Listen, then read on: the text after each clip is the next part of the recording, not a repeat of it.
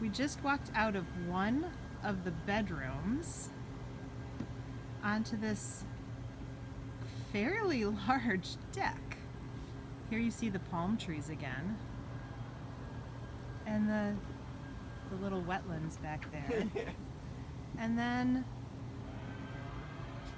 we go back into this sweet room, which is clearly a little girl's room.